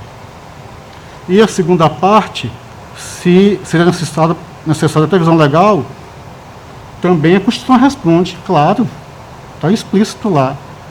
Que questões, vamos dizer assim, vencimentais salariais de agentes públicos, servidores públicos, um instrumento adequado é a lei. Então, ao meu sentir, não haveria possibilidade da consulta continuar, tendo em vista que não existe uma dúvida razoável a ser debatida no meu sentir. Assim, nesse processo, eu trago voto, Excelência, que nós nem cheguemos a conhecer da arquivando. Em termos simples, rápidos, são esses os dispositivos dos meus votos. A desaplicação do processo do conselheiro Alberto para que ele siga o seu rumo natural, e quanto ao voto de mérito do processo de Vossa Excelência nesses termos. Não havia previsão legal, mas eu imagino que o Ministério Público gostaria de fazer algum esclarecimento. Antes de me posicionar na discussão, eu gostaria de ouvir o Ministério Público. Eu gostaria de fazer alguns posicionamentos diante do voto trazido pelo conselheiro, né? Primeiramente, a razão da reunião dos processos, do nosso pedido de reunião, se deu porque nós entendemos que se tratam de consultas conexas. Apesar de eles trazerem termos diferentes nos questionamentos, a matéria de fundo é a mesma. É o conflito existente entre a norma constitucional, que aumentou o percentual de subvinculação, que antes era de 60% para a remuneração dos profissionais da educação, durante a pandemia, durante a vigência da Lei Complementar 173, que diz que não pode haver aumento de pessoal, a Constituição determinou o aumento do percentual de subvinculação. Ou seja, os municípios não mais são obrigados a aplicar com remuneração de servidores ativos 60%, mas 70%. Então, a gente vê os gestores diante de um conflito de normas. A norma constitucional, que determina a ele que aumente a sua despesa com pessoal, e a Lei Complementar 173, que o impede até 31 de dezembro de aumentar a despesa com pessoal. Então, a matéria de fundo, a questão jurídica de fundo nas duas consultas é a mesma. Eu posso aumentar a despesa de pessoal para atingir os 70%, enquanto vigente a Lei Complementar 173, que me impede de aumentar a despesa de pessoal. Então, por isso, com base no Código de Processo Civil, né, que prevê a reunião de ações conexas, o artigo 55 do CPC, que reputa conexa duas ou mais ações quando lhe for comum o pedido ou a causa de pedir, considerando que nas consultas a gente não trata da situação concreta de Teotônio Vilela, da situação concreta de outro município, mas de um posicionamento em tese do tribunal sobre uma dúvida sobre uma norma jurídica. Então, em razão disso, nós entendemos pela reunião dos processos com base numa norma do Código de Processo Civil que prevê uma mudança de competência, né? Mesmo nos processos judiciais, quando existe uma conexão, aquele juiz que inicialmente seria o competente, ele deixa de ser, porque um juiz que foi provocado anteriormente vai atrair a competência para aquela matéria da mesma natureza, para aquela matéria que tem a mesma causa de pedir ou o mesmo pedido. Então, com base nisso, foi que nós entendemos pela conexão. E entendendo que a matéria jurídica trazida é a mesma. E quando Vossa Excelência diz que não existe dúvida a ser exaurida, nós vemos que essa é uma matéria que foi suscitada em consulta em diversos tribunais de contas e, recentemente, nós participamos de um evento na AMA para a apresentação do CIAP e esse foi um apelo, na verdade, de todos os prefeitos que estavam presentes lá, preocupados como o tribunal se posicionaria em relação a isso. É possível fazer o rateio para atingir os 70% durante a vigência da Lei Complementar 173, que me impedia de fazer aumento de pessoal? Então, existe um certo temor, um verdadeiro temor dos prefeitos em como agir, aqueles que agiram de uma forma, aqueles que agiram de outra, e eles reclamam esse posicionamento do tribunal. Essa consulta, ela ingressou no Ministério Público de Contas no começo de dezembro, um pouco antes do nosso recesso, e a gente deu todos os esforços para que ela fosse trazida a julgamento ainda no exercício 2021, né? Porque o posicionamento é justamente no sentido de que o rateio só é possível diante de uma edição de lei. Então, para que o tribunal se posicionasse a tempo de dar ao gestor uma segurança. Só que foi muito próximo ao recesso, a última sessão do pleno já havia até acontecido, nós cogitamos até uma sessão extraordinária para debater pontualmente somente esse processo diante da questão extraordinária, que é uma coisa peculiar, um momento peculiar, uma lei que tratava de pandemia, mas não foi possível. E ele está vindo a julgamento agora, ainda em março, né? Assim, e é uma questão de muita insegurança para a gestão municipal. Então, por isso que nós mantemos o entendimento que nós trouxemos no nosso parecer, pela existência de dúvida, pelo conhecimento da consulta, e continuamos a entender que, em sendo matérias conexas, elas devem seguir em conjunto, porque se demandaria do tribunal um esforço duplo para se chegar à mesma conclusão. Porque quando viesse a ser julgado o segundo processo, o primeiro já teria um entendimento que constitui pré-julgamento de tese. Então, nesse sentido, nós mantemos o entendimento que foi externado a princípio. Antes de colocar em discussão o processo, eu gostaria de fazer, então, uma colocação uma vez que o conselheiro já apresentou o seu voto visto, eu gostaria de fazer uma consideração com relação ao voto originário, que é de minha autoria. Eu entendo de forma assim, muito clara que a consulta deve ser enfrentada. Nós temos uma legislação que, durante essa pandemia, que ficou, de certa forma, digamos assim, não tão clara com relação aos limites constitucionais de 60, de 70, deve-se enviar lei, essas coisas. Eu acho que o tribunal tem esse papel fundamental de tirar essas dúvidas. O que nós discutimos também no nosso gabinete, na ocasião de votar, os 2 processos anexados, foi em função muito mais de uma demanda, de um encaminhamento do próprio Ministério Público, para que nós o fizéssemos, uma vez que as matérias tinham uma conexão direta, inclusive com a solicitação do conselheiro relator do outro processo, que nos procurou para que nós anexássemos. Eu, na verdade, como levantou-se aqui algumas situações, em mim também paira uma discussão, uma percepção clara, conselheira Rosa, de que se nós poderíamos realmente fazer uma junção dos 2 processos para trazer em pleno. Então, eu poderia até sugerir aqui, antes de nós discutirmos uma segunda situação, se nós deveríamos manter os 2 processos juntos ou desentranhá-los. Que para mim não teria dificuldade nenhuma, porque já haveria uma consulta, no caso, se não houvesse nenhuma discussão dos termos da consulta. Então, os demais conselheiros, se assim o quisessem, responderia aos jurisdicionados apenas indicando o julgado naquele processo que nós estaríamos julgando aqui. De forma que eu acho que isso não seria um problema muito grave. De forma que, com esse meu entendimento, eu gostaria de agora abrir a discussão para que nós pudéssemos fazer um marco ou trazer uma apresentação de um voto que pudesse fazer uma mediação com relação a isso. Mas está escrito para discutir, antes de passar a palavra, o conselheiro Rodrigo, me parece que ele levantou, não é? Conselheiro, com a palavra, Vossa Excelência. Presidente, a matéria ficou um pouco confusa para mim, da forma como foi trazida, né?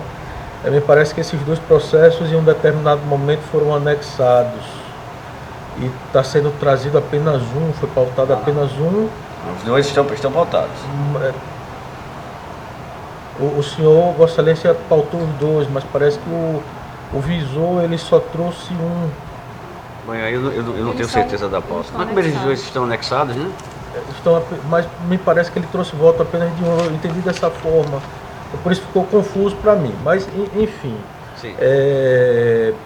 a decisão do conselheiro Alberto de abdicar da competência e encaminhar para Vossa Excelência talvez o primeiro precedente no sentido de relativizar a competência absoluta dos grupos regionais, né?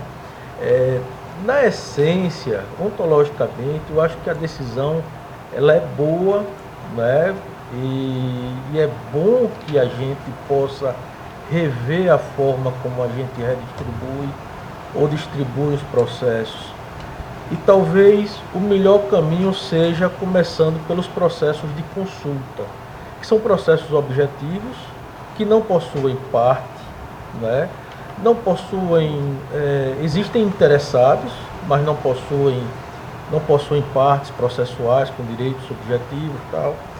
E talvez esse precedente seja uma oportunidade que a gente tenha para rever o entendimento que nós temos quanto à competência absoluta dos grupos regionais. Eu confesso que quando entrei como julgador, eu tive uma resistência inicial muito grande a aceitar, mas com o tempo eu vi a importância dos grupos regionais, inclusive para impedir decisões contraditórias, para otimizar o processo de fiscalização, ou seja, o julgador que aprecia o contrato lá na ponta, ele vai apreciar o julgamento das contas de gestão, né? Isso dá um subsídio. Mas no processo de consulta é algo que não está direcionado àquela parte que está solicitando. Lógico que ela tem ali um interesse em ter uma dúvida quanto à aplicabilidade de uma norma uma dúvida solucionada, né? Uma dúvida respondida pelo tribunal. Mas essa é uma dúvida que passa a ser, no momento da consulta, compartilhada por todos os jurisdicionados.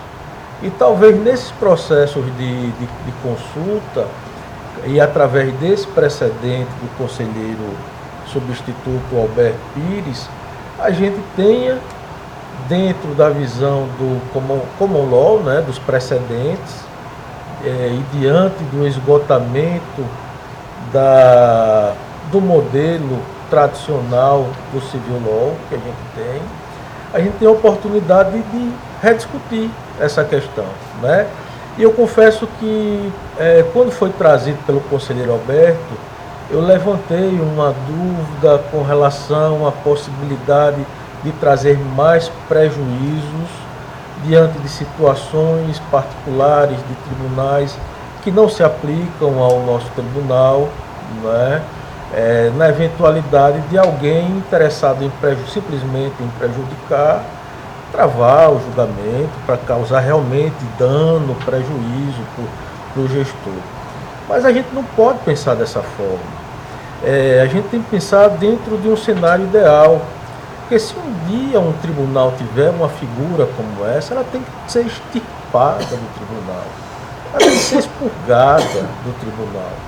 Porque isso danifica o sistema, isso danifica o sistema republicano, né? Não é o nosso caso aqui, espero que não seja o nosso caso. Então, trabalhando dentro de um cenário ideal, de um cenário em que os membros estejam agindo de acordo com o que manda o seu juramento, eu acredito que no momento em que a gente racionaliza, otimiza no julgamento e na apreciação de um único processo, a gente de fato estaria trazendo aquilo que é tão essencial para o julgamento também dessa corte, que é a celeridade, evitando decisões contraditórias, né? Evitando prejuízo e trazendo clareza para o nosso jurisdicionário. Então, eu concordo com a decisão trazida pelo conselheiro Alberto, em que pese inicialmente não concordar, mas eu concordo com a decisão trazida pelo conselheiro Alberto, e já antecipo o meu voto nessa preliminar, no sentido de acompanhar a Sua Excelência, né, quanto à legitimidade de determinar o encaminhamento do conselheiro Fernando Toledo para ser relator. Né? É como eu estou votando. Continua em discussão. Continua discutindo o conselheiro Anselmo. Senhor presidente, com relação à questão de competência, apesar de termos alguns assim arroubos, né, assaltados, de flexibilização de tudo que acontece nesse tribunal, e isso porventura ser muito arriscado, porque isso vai de encontro a toda a sistemática que envolve o controle externo e também o interesse público, perguntaria a Vossas Excelências como é que foi determinada a competência para que o conselheiro Alberto fosse o relator originário desse processo. Cito aqui vários processos de duodécimo, em que vários foram os relatores. Não teve esse prejuízo, não teve essa situação alegada de celeridade, de rapidez. Na verdade, sempre se busca vestir-se, né, colocar uma carenagem, até às vezes de moralidade e retidão, quando fatos comprováveis não são exatamente o que se quer passar. Não, Vossa Excelência excelência. está se referindo a mim? Excelência, por Ah, favor, bom, excelência, bom. pare com esse espírito de perseguião. Vossa Excelência, Tudo que eu todo acabei mundo de voltar. fala com relação ao senhor. Vossa Excelência está se Calma, referindo a mim? sossega, Leão, calma. Não, estou sossegado. Calma, excelência, relaxe. Relaxe. Por favor, Agora o senhor continua com a até no palavra. direito constitucional de manifestar. Continua com a excelência. palavra o conselheiro Anselmo, para depois a gente... Excelência, tudo o conselheiro Rodrigo pessoaliza. Por favor, conselheiro, pode continuar. Vossa Excelência, se pudesse, o teu presidente fica até com receio, até pediria para mudar de lugar, porque até temo pela minha, vamos dizer, pela minha compreensão física aqui, até temo. Não se preocupe, conselheiro, absolutamente, Vossa Eu não Excelência posso não falar corre nenhuma nada, situação tudo me de perigo. pessoaliza, sou eu, o senhor está me perseguindo, por que o senhor me odeia, conselheiro Anselmo, por que o senhor me odeia, conselheira Rosa, todo mundo odeia o conselheiro Rodrigo. Parece aquele seriado da televisão, todo mundo odeia o Cris. Meu Deus do céu. De forma objetiva, conselheiro, qual é a posição de Vossa Excelência para encaminhar a votação? Excelência, até pediria, por gentileza, que a assessoria militar e do tribunal, se pudesse ficar aqui mais perto de nós para evitar qualquer problema. Eu temo aqui por minha compleição, pela compleição física, que eu já acho bom vendedor, minha palavra baixa, excelência. Eu pediria, Mas nós excelência. temos aqui um coronel eu pediria, do plenário. porque aí eu não posso falar mais nada. Mas nós temos um Tudo se coronel no pessoaliza. plenário aqui da assessoria militar, ele está à disposição de todos os senhores e senhoras que aqui... Há um exagero, um excesso aqui. Quem fala o que quer, conselheiro Rodrigo, corre o risco de ouvir o que não quer, excelência. E pior, Então, quando tá se pode... comprovando que foi direcionado Não a mim. foi não, excelência, não foi, porque Tá Vossa Excelência comprovado que foi iniciou direcionado uma a mim. discussão do nada comigo. Não, eu, Foi, mas é já comigo, está. conselheiro. Vossa Excelência é vítima, Conselheiro, já está Não, esclarecido. todos nós somos, Já está senhor de Vossa esclarecido, Excelência. já está esclarecido pelo conselheiro Rodrigo que Vossa Excelência não fez um posicionamento direcionado para ele. Eu até gostaria que ele confirmasse. Conselheiro, o senhor confirma que o senhor se sentiu ofendido pelo meu questionamento? Vossa Excelência esclareceu que não foi direcionado a mim, estou tranquilo. conselheiro. Perfeitamente, senhor. Pois não. Continuemos então. Só peço que Vossa Excelência seja claro quando fizer uma crítica, minha pessoa tenha coragem e diga, ó, Não, crítica é sua. aí fica difícil, que eu não tenho como avaliar o nível de discernimento, de conhecimento, de inteligência das pessoas. Graças a Deus eu tenho discernimento, conselheiro. Eu não tenho como avaliar isso, excelência. Todos têm discernimento. Ah, sim, cada um tem o seu entendimento, que pode ser verdadeiro ou não. Sim, excelência. Então, até perdi o fio da meada, mas vamos lá. Competência. Seria demasiado eu vir aqui a pleno e declinar minha competência, porque ela não me pertence. Nenhum de nós. Se o conselheiro Alberto, um exemplo, tem um processo em que ele se julga incompetente ou suspeito, nem ele mesmo decide. Quem decide é o plenário. E parece que as coisas estão se caminhando nesse processo a isso. E, novamente, as nossas competências, eu não tenho dando uma ponta de faca com relação ao que falou o Ministério Público, mas só exemplificando. Os vários processos, dentre outros que me lembro de duodécimo, vários processos, vários relatores, que inclusive permitiu com que fosse feito algo muito mais seguro. Imagino, vamos supor que Vossa Excelência fique com esse processo, que surjam outros parecidos. Na prática, como é que isso funcionaria? Todos os processos da agora em diante viriam para Vossa Excelência? Quem é que faria esse crivo? O órgão ministerial, quando fizesse análise processual? Na prática, como é que se daria? Outra coisa. Assim, é até um exemplo absurdo, mas nós temos as nossas relatorias bienais. Pode ser que um relator pegue os primeiros 2 anos de uma gestão e outros 2 anos seguintes. Como é que se daria? Pensando dessa forma, já que os 2 primeiros foram julgados com o relator, como já foram julgados e os outros 2 não foram, se encaminharia para que ele julgasse os 4.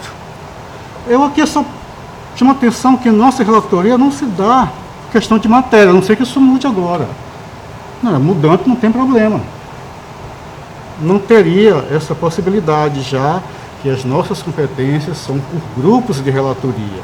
Tanto é que o relator originário ainda é o conselheiro Alberto, em função dos sorteios que são feitos de 2 em 2 anos, fixando o relator natural, as competências. E o que eu acho é pior, que se formos adotar esse procedimento, vai tornar meio que prejudicial a análise, a evolução, porque aparentemente todos os processos da mesma tipo, do mesmo naipe, da mesma matéria, iriam para Vossa Excelência. Eu tenho essa dificuldade em tudo flexibilizar. Realmente tenho.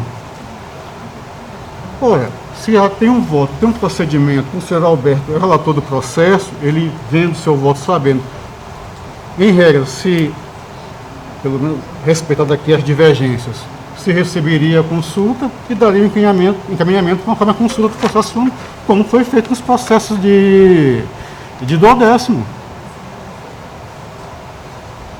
Por que não se está se evoluindo? A gente podia ter feito isso antes e não fez, vamos fazer só nesse processo agora? É uma evolução? Pode ser. Mas aqui eu apenas estou colocando as situações, os fatos. Obrigado. Me parece que a procuradora quer fazer mais um enriquecimento da discussão, porque me parece que não houve mais nenhuma outra situação de voto. Então, Vossa Excelência, depois, em seguida. Eu não quero fazer uma colocação, eu preciso fazer uma colocação. Né? Quando o conselheiro Anselmo levanta que tudo é flexibilizado aqui no tribunal, eu preciso me posicionar de que a minha manifestação no processo, no sentido de reunião de consultas conexas, ela se dá com base no dispositivo do Código de Processo Civil, que tem aplicação subsidiária, conforme as normas do tribunal. Artigo 55. Reputam-se conexas 2 ou mais ações quando lhe for comum pedido ou a causa de pedido. Artigo 55, parágrafo 1º. Os processos de ações conexas serão reunidos para decisão conjunta, salvo se um deles já houver sido sentenciado. Então, conselheira, não vai se perpetuar a competência sobre um relator de consultas futuras.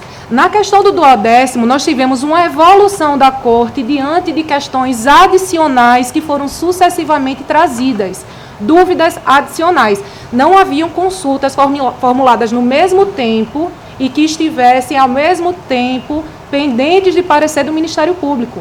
Nós recebemos uma consulta de uma questão urgente, por se tratar de uma questão transitória de extrema importância para os municípios, no começo de dezembro, ainda bem próximo da última sessão do Pleno, e nós, atendendo a norma regimental que determina a tramitação prioritária às consultas, assim nós procedemos, da forma que procedemos em todos os processos de consulta. Não escolhemos relator, não fizemos flexibilização de normas. O que nós fizemos foi diante de 2 consultas que tratavam de matéria de direito, nenhuma delas trata de caso concreto de município A ou B, até porque consulta não se presta a isso, independente da forma como a questão foi formulada. Nós já tínhamos exarado o parecer em um dos processos e nos chegou o processo com a mesma matéria de fundo. Qual foi o nosso entendimento? 2 processos que tratam da mesma dúvida sobre a aplicação de um dispositivo jurídico não tem sentido em tramitarem de forma separada para serem julgadas em momentos posteriores ou na mesma sessão. Imagine a situação do conselheiro Fernando trazer o voto em um processo e acabar o julgamento, o conselheiro Alberto trazer outro processo com a mesma matéria. Então, não houve flexibilização, o pedido de conexão, a reconhecimento da conexão e o pedido de reunião se deu estritamente com base em normas do Código de Processo Civil e nós não escolhemos relatoria, porque Vossa Excelência se sentiu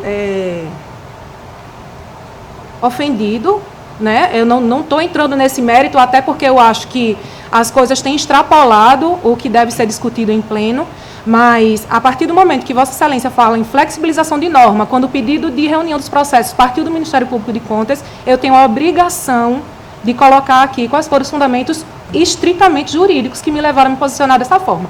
Se o Pleno vai definir qual é o marco temporal que vai definir a relatoria, isso é uma outra questão.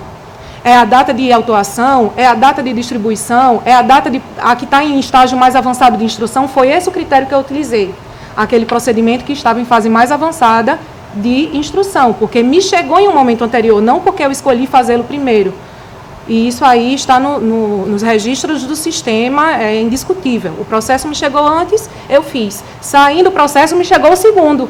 Eu disse, sobre essa matéria eu já dei parecer. Não vejo porque numa consulta que trata de dúvidas sobre dispositivo jurídico e vai gerar uma decisão em tese, eu fazer um parecer exatamente igual. Então, eu só queria esclarecer isso, porque às vezes a colocação não foi nem dirigida ao Ministério Público ou nem dirigida a um conselheiro em específico, mas acaba colocando em dúvida as nossas razões de manifestação, e isso eu precisava deixar bem claro. Excelência, só dentro do por favor, então, do que o conselheiro Anselmo fazer discussão, para eu poder passar a palavra na discussão para o conselheiro. Doutora Estela, olha, peço desculpas, a senhora entendeu que a flexibilização foi trazida pelo Ministério Público. Eu nem entendo por quê, porque tanto eu quanto a senhora sabe que o Ministério Público não flexibiliza nada. Quem faz isso é o plenário do tribunal. Então eu não entendo por que a senhora tomou essa bandeira. Não foi dirigida ao Ministério Público. Se uma regra é assim e está se flexibilizando, quem faz isso é o plenário. Não é o Ministério Público. Evidentemente que não é. Excelência, quando a senhora traz a questão da aplicação subsidiária, mais uma vez eu reitero, as competências desse tribunal, eles não são fixadas por matéria ou por sorteio puro, mas sim por sorteio de grupos. Entendo o esclarecimento que Vossa Excelência, eu acho que entendendo que eu me referi a isso com relação aos processos. Em relação do processo Alberto seu, mais antigo, e o parecer ministerial ter sido feito num processo mais recente. Em nenhum momento eu falei disso, mas foi importante o esclarecimento de Vossa Excelência, explicando que aconteceu de um processo mais recente ter chegado de uma forma mais rápida a confecção do parecer do que a outro. Ótimo, esclarecido, está constando em ata. Mas reitero, as competências do tribunal, elas são fixadas por sorteios bienais. Seria um risco, uma temeridade que essas situações elas se refletissem, mesmo porque temos instrumentos próprios para que isso possam ser feito, como citei a exemplo de uma eventual questão de impedimento ou suspensão. Ok. Para discutir, o conselheiro substituto, doutor Alberto. Senhor presidente, quero esclarecer também que em momento nenhum eu pensei em declinar ou abrir mão de competência, até porque eu não tenho nem esse atributo, né, com minha pessoa, mas sim calcar-se do interesse público, né? Então, chegou essa demanda, e uma demanda em meio a uma pandemia, ou seja, uma situação excepcional, onde os gestores estavam em grande insegurança jurídica e provocado pelo Ministério Público, e o Ministério Público calcado na legislação, né? E nessa possibilidade eu ouvi. E outra coisa, como já bem colocou a doutora Estela, a matéria era urgente, né? E não vi isso. Tanto é que não seria abrir mão de competência, que uma vez apresentada a proposta do conselheiro Toledo, que já estava em estado mais adiantado, eu poderia pedir vista e apresentar um voto alternativo, por exemplo. Então, eu não vi, porque esse tipo de processo, ele é uma orientação para o gestor. E vejamos, eu até agora, até me arrependo, no caso, não pelos motivos, mas pelo resultado. Porque eu, pensando em dar celeridade e dar segurança jurídica aos gestores, já estamos aqui quase em abril, e precisávamos ter dado uma posição aos gestores em janeiro, no máximo, para que eles tivessem feito isso, entendeu? Então, espero que entenda a Vossa Excelência e todos, entendeu? Que foi calcado pensando no interesse público, entendeu? E o interesse público, inclusive do gestor, porque eu não gostaria,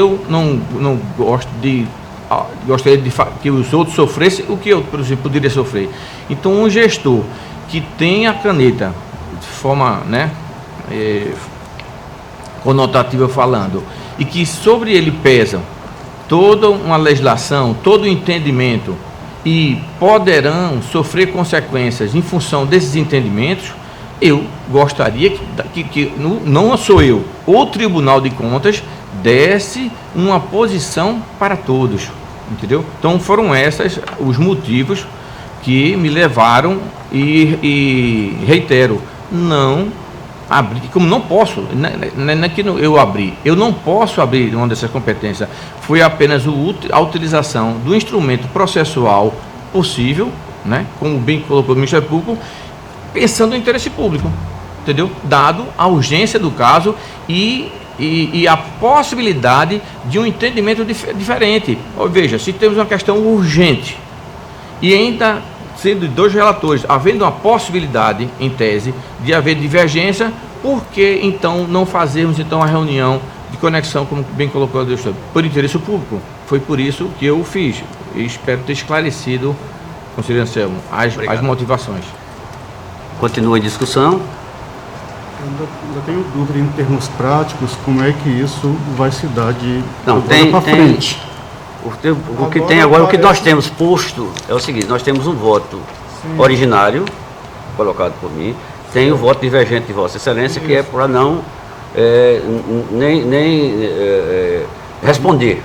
Nesse processo, né? Nesses autos.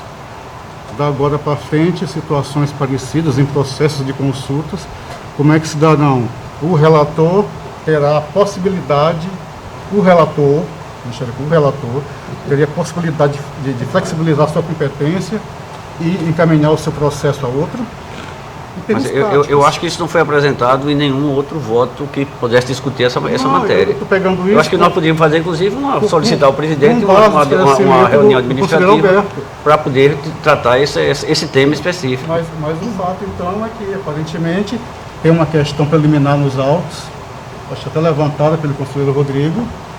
Mas me parece que ele não apresentou nenhum voto para modificar isso. Adiante aí, presidente, acompanhei o voto do conselheiro, sim, a decisão. Para a junção, Vossa Excelência então acompanha, para a junção dos processos.